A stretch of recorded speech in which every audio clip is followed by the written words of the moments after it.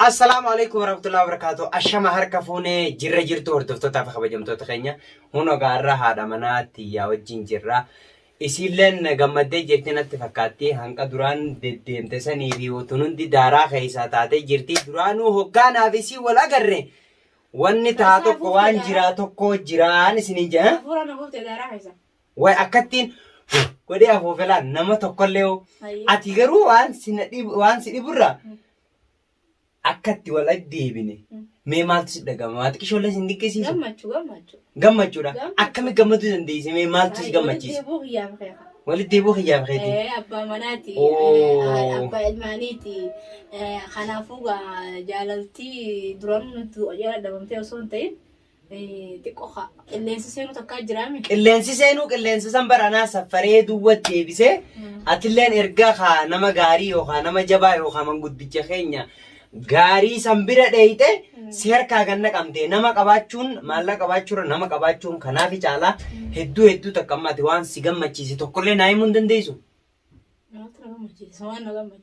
Anumaa si gammachiise an si gammachiisu waan guddaa akka ta'e hubadhu reete amma asirratti an hoggaan an si gammachiise atis akkana gammachiifte hubadhu yoo ati na mufachiise anis akkasumas si mufachiisaa deema jechuudha namni tokko mufii qabdi gammachuu qabdi hordoftoota keenya gaahuna Khayruzaan akkanatti an gammachuu qabaannaan hun hordoftoota an bara falmataadha kara tokkottis falmadheetiin mirga kiyya falmadhee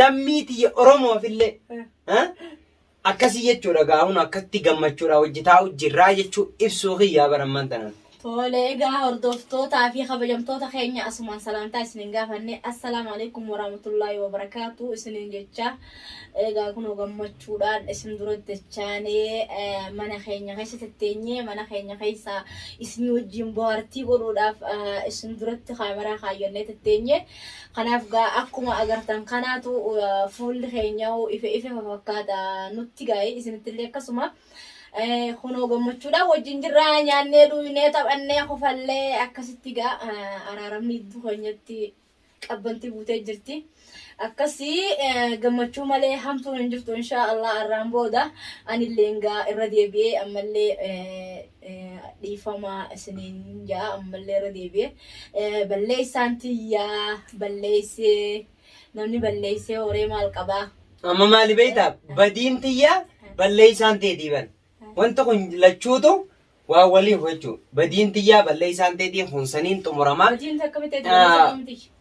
badiin tiyya balleessaan teetii balleessaan adda aabboon sumaan balleessine ummaan sumaan balleessine sani dubbiin siin galtu sati akkasii jechuudha hordoftoota keenya warri Feeruza miitaa jettanii teessanilleen ani Feeruza miti nama biraatu hin miidhu maashaallah tabaarakallah akkasii jechuudha miidhaan takkalleen hin jirtu amaanaa manguddichilleen hedduu takka baay'ee takka gaddi fageessee natti dhaame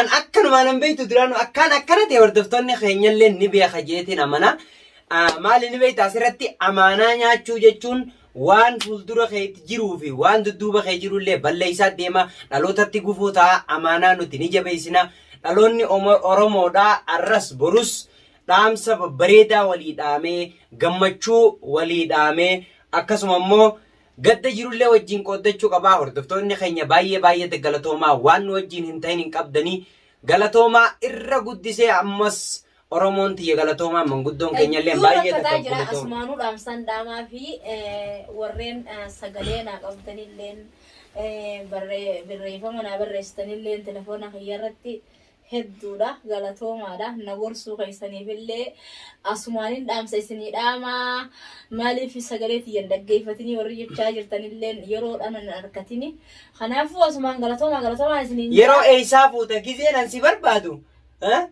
yeroon qabdu beekadhoti ans barbaacha keetirran jira waan isin yalattee garuu ati dhibbatti ni beekta ammaan tanatti deemee karaa fagoo nan deema kan karaa kan hundaa osuma sila karaan dila kan hunda deemuu baadde bultiin teenyemee ittiin hin deebitu beekadhu kana amanuu qabdaati waan isi jaaladhuuf miti hadiyyaa jechuun kenna akkanuun akkana jira kennaa jechuudha amma kennaa ijoollee kennitu an uffata biteefiitiin uffata shaantaa lama biteefi eeka ati bitteef malee gammachiisee ijoolleen san daa'imman dhaloota amma lafaa koo waan ta'eef gammachiisee akka isaan ijaan faa jaanii kaanillee biraa deemuu danda'u uffata isaanii gammachuu isaanii dhiisee biraa gabbee jechuudha. Fayyiruzaa biraan dhufa giseen jiru manni duwwaadha. Hogguun dhufu waan amma seenaa santana qunnamte giseen si hime guyyaa tokko waan nyaanni dhageesseeti. Baga nyaatini mana duwwaa dhufeetiin osoo waa takkallee hin godhatin halkanii guyyaa qaaxiraa bulee. Hordoftoota keenya isinitti dheerannillee beeku ani haasawaa walitti gammachuu keessa haasawaa waliin laga gammachuu isin garsiisuuf as baane malee waan biraatii miti isinillee ni gammaddanii jennee yaanna. Kanaaf ani yaanni nan qabu kanuma dhiifama isin gaafachuudha takka faarratti lammaffaa irratti isin wajjin bashannanuu fi kanaaf warreen naa bilbiltanilleen asumaan galatoomaa isiniin jeetin jira. Galatoomaadha ulfaadhaadha sagalee keessanillee hin dhaggeeffadha barreeffama keessanillee ni ilaala asumaan galatoomaadha ulfaadhaadha rakkatuu keessaniif kunoo rakkoo keessaa baanee gara bal'ootti as deebine inshaallah warra gartee bal'inaa wajjin jiraatu rabbiin waa godhu hanga gaawwan bibbireetu qabanne isin deemnutti yaada kiyya xumurodheetin jira isinitti fufuu danda'a rafeen. Akkasuma hordoftoota keenya warri karaa keessaatiin barreessitanii arafee baga gammaddee jettanillee baga walumaanuu gammanneen isiniin jaa. Akkasii gaa dubartiin tuni beekadhu aqliin isaanii xiqqoodha waan ta'eef gaammallee deebitee aqliin dubartii xiqqishoodhaan qoma harmi gadiiti aqliin teessan gadi garuu silaa isin jala yaane dogoggora hedduu keessa seenna jeetii yaadaani dogoggora kana hundaa'u numa dhiiraa irraa hafne malee wanni nun mudatin yookaan wanni nun qunnamin tokkolleen hin jiru alhamdulillah galata rabbiiti. Hordoftoota keenya baay'ee takka galatoomaa galata guddaa isinii qabna Oromoonleen galata guddaa isiniif qabnan isiniin jaga akkasuma manguddoon keenyalleen ulfaadhaa horaa bulaa deebanaa isiniin jenna. Manguddoo baay'ee tan galatu manguddoo keessaa kan hin galatoonfanne hundee qofa hundeen ni rafee hirriiba jira inni eessa rafee. Bakka inni itti rafe mata takka siimuu hin danda'u ji karaan saafa godha hirriibni isaa akkuma itti fufee jira gaafa hirriibaa dammaqe garuu gama kiyyaan galatoo mallee numan jaanii garuu hundeen baay'ee takka rafee hirriiba harjaa bar kanatti hundee seenaa maal manguddoodha egaa manguddoo yeroo jalqabaatiif ture isa takkaa manguddoo akkasii addunyaa irratti harkee sun dhageenye manguddoo akka hundee seenaa. Akkam ta'e? Akkamiin manguddoo dhattee nama akkasiitiin deemtaati? Ani hin deemnee ni bara. Amma mucaa abbootii jala haa galatoomu garuu inni rafuu sana irratti nama rafu ta'uu saniif galata gurguddaadhaan kan maal irratti kan ta'u naan jedhe ammeen osoo inni rafu biraa bahe alhamdulillah. Yaa inni nama rafuus qabaachuun gaariidha. Haa rafu inni numa rafu hirriba badhaafne manguddoon ta'ummas manguddoon godhatee naaf irraa dhiisaa isa gana. Bar manguddoo ta'es dhiises inni kun beekadhu seenee jira amma ganaa dubbii hamziitii fi kan hunda haasa'u deemaa mitire amma akka hirriibatti jiru kanaan garuu kaanillee koomin irraan barbaachisu.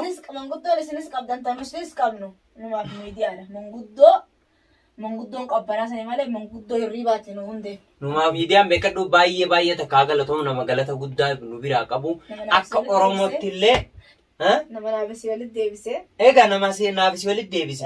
Beekadhu arrabaa fi ilkee wal dhabanii. Arrabaa fi ilkee wal dhaban jechuun maaliif beektaa? Namni jaarsaa jaartii wal dhaban, obboleeyyan wal dhaban, haadha abbaalleen akkasuma wal dhaban. Akkam arrabaa ilkee wal dhaban akkam wal dhabne? Wal ciniinaa wal dhaban jechuu bara. Akkami duuba karma kiyya jirtaa bara. Akkasii hordoftootaan. Akkasii gaashama hordoftoota keenya hunoo. Akkas jettii hunoo Fayyiruzaalleen akkana hunoo gammachuun teenya kana fakkaatti horaa bulaa nu deebanaa nagaatti isiniin jenna.